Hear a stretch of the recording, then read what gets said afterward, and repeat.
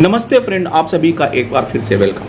Friends, पिछले दिनों मैंने एक वीडियो शेयर किया था जिसमें मैंने ये मेंशन किया था कि पंजाब नेशनल बैंक ने जो रिटायरीज का एक्सग्रेसिया पेमेंट हुआ है उसका पेमेंट उन्होंने पेंशन फंड से डेबिट करके किया है।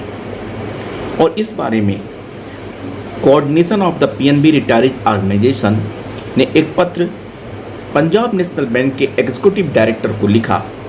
Shri Sanjay Kalyan Kumar, executive director Punjab National Bank, subject protest against payment of ex gratia amount to the debit of PNB employees pension fund trust account. We would like to bring following facts to your kind notice in connection with the ex gratia amount payable to pensioner, family pensioner in terms of 12th bipartite settlement 9 joint note for taking corrective action in the matter.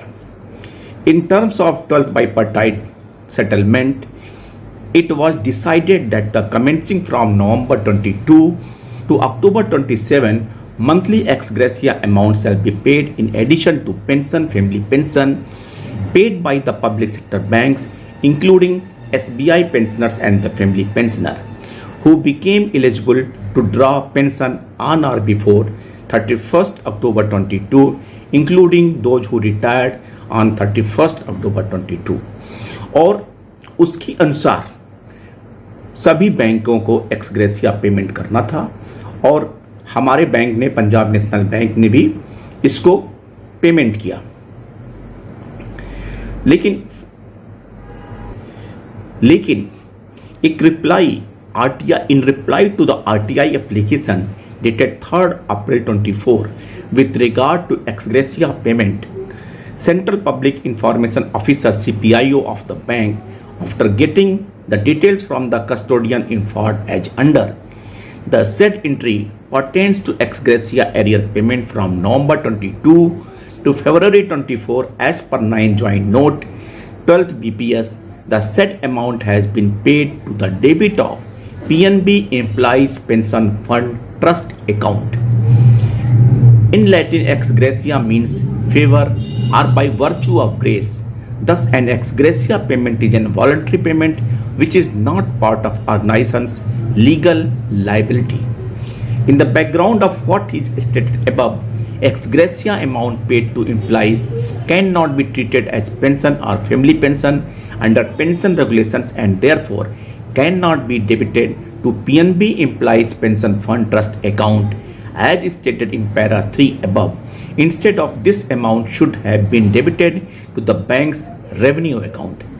We therefore request you to give appropriate instruction to concerned department to inform us under which regulation the above amount has been debited to PNB Employees Pension Fund Trust or reverse the above entry and credit the amount to PNB Employees Pension Fund Trust account. Otherwise, it will tantamount to breach of trust under the Indian Trust Account 8082.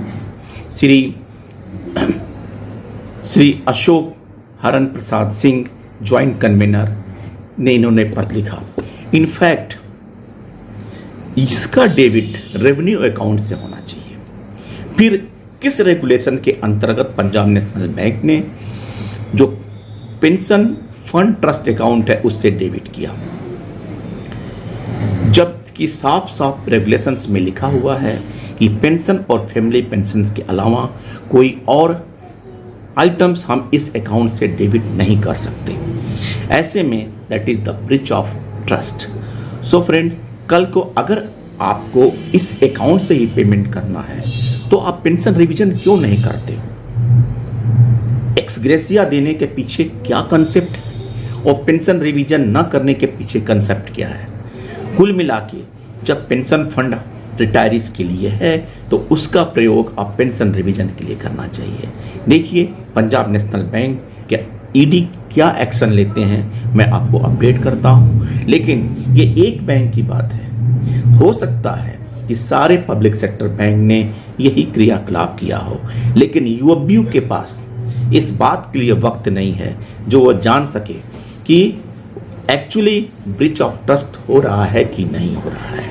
और UPO को का ध्यान आकर्षण करना जरूरी है कि वो कम से कम सारे बैंकों से इस बारे में चर्चा करे और पता करे, ताकि पेंशन फंड ट्रस्ट एक्ट जो है वो इंटैक्ट होना चाहिए और केवल पेंशन और फैमिली पेंशन के लिए ही डेबिट होना चाहिए। Thank you friends.